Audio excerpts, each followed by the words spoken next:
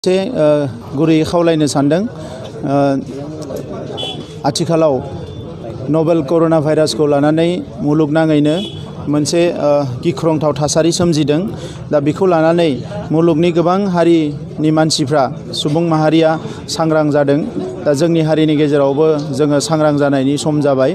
आङो गुबैयै खावलायनो सानदों जोंनि बर' फिसाफोर जायफोर बाहेरा मुलुगाव एबा जोंनि हादोरनिनो केरेलानिफ्राय लानानै गुबुन गुबुन रायजोआव साख्रि एबा खामानि मावनानै दङ, बिथांमोना जाहाथे बयबो साबधानै थायो आरो आसामाव थानाय एबा बेंगलाव थानाय बयबो साबधानै थानांगोन। आङो गुबैयै बेखौ खावलायनो सानदों जिहेतु केरेला आरो गुबुन गुबुन स्टेटआव एफा एनै बांसिन एफेक्ट जादों होननानै जोंनियाव रिपर्ट फैदों। दा बिथांमोना जेला न'आव फैयो अब्ला आं खावलायदों जे गिबियावनो हेल्थ चेकआपखौ खालामना लानांगौ। मानोना सोरनियावबा बे बेरामा सन्देरफानानै फैयोब्ला बियो न'नि सुबुंफोरनि थाखायबो एसे जिउ लानायनि मोनसे माबा जागोन, बियो डेन्जार जागोन, बियो जिउनि फारसे खैफोद फैगोन। दा बिनिखायनो जाय बाहेरनिफ्राय न'आव फैयो रेलजोंनो फैयोब्ला फ्लाइटजोंनो फै, जाहाथे गिबियावनो हेल्थ चेकआपखौ खालामो। आरो न'नि मानसिफ्राबो बाहेरनिफ्राय फैयोबा जोंनि फंबाय जायफोर बिनानावफोर एबा जोंनि न'खरनि सोद्रोमाफोर जायफोर साख्रि मावनानै एबा खामानि मावना थाहैनाय फरायनाय न'आव फैगोन बिसोरखौ जाहाथे थाबनो हेल्थ चेकआप खालामग्रोहोयो, आं बेखौ खावलायबाय।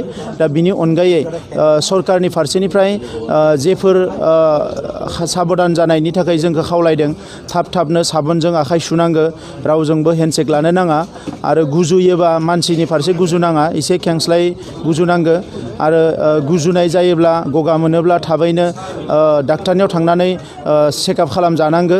आरो बिनि अनगायै टाउन सहरफ्राव थाङोब्ला बायदिसिना जायगाफ्राव आखाइखौ होनो नाङा।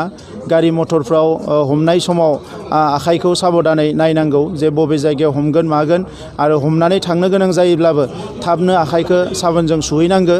दा बे बेरामनि बे भाइरासनि मुलिया दाबो ओंखाराखै, बिनि सायाव रिसार्च जागासिनो दङ। नाथाय साबधान जायोबा जों बयबो बिनिफ्राय गावखौनो बासायनो हायो। दा बिनिखायनो नैबे साननैसोआव जेब्लासिम गभर्नमेन्टआ स्पष्ट होआ बे बेरामा डेन्जार नंला होननानै, बै समसिम हानायमानि बेरायनायखौबो दोनथ'नांगो, गोजान गोजान जायगायाव थांनायखौ दोनथ'नांगो। आरो सरकारा खावलायदों फैगौ सप्तासे सप्तानै गोबां मानसिफ्रा बयबो सावरायदों जे जोंनि जानाय लोंनायफोरखौ जोङो दोनथुमनानै लानांगो। बेफोरखौ जाहाथे खालामो, मानोना गुबुन गुबुन जायगायाव बेरामा जुदि बांसिनै ओंखारोब्ला अब्ला सरकारा हान्था मेलाफोरखौ बन्द' खालामजोबनानै होगोन। ओंखायनो गावनि जानाय लोंनायफोरखौ जाहाथे जोङो नांगौमानि बुथुमनानै लाखायो, आङो बेखौ खावलायबाय।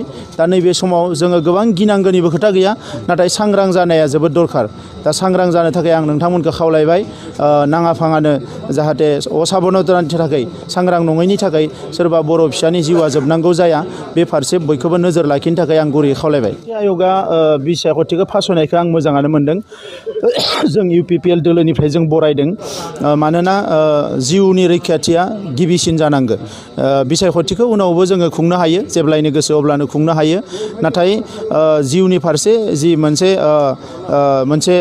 गिख्रंथाव मोनसे थासारि फैदों, बेखौ जोङो फार्स्ट बिनि सेफटिखौ लानांगोन, बिनिफ्राय जोङो रैखाथिखौ लाग्रोनांगोन। दा नंखायनो दिनै बयबो साबधान जादों। दा बेवहाय हाजार हाजार मानसिफोर मोनसे मिटिङाव ज' जायो आरो बे सोर मानसिया बबेनिफ्राय फैनाय बेखौ बुंनो हाया। दा बेफोरजों थाबैनो बेरामा बारदेरनायनि खाबु थायो। दा बेनिखायनो बिथांमोना बे बिसायख'थिखौ फासयदों। दा बेखौ बेसेबां गोबाव फासयो बेयो बिथांमोननि सायाव सोनारगोन।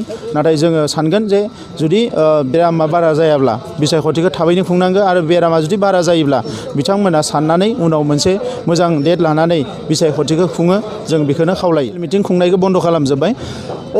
आरो गाबोन भारतनि प्राइम मिनिस्टारा जिहेतु बयखौबो न'आव थानो खावलायदों, आङो जोंनि गासैबो दोलोनि जोंनि दैदेनगिरि सोद्रोमाफोरखौबो खावलायदों बयबो न'आव थानांगौ। गाबोननि सानखौ जों बे खोथाखौ फालिनांगौ।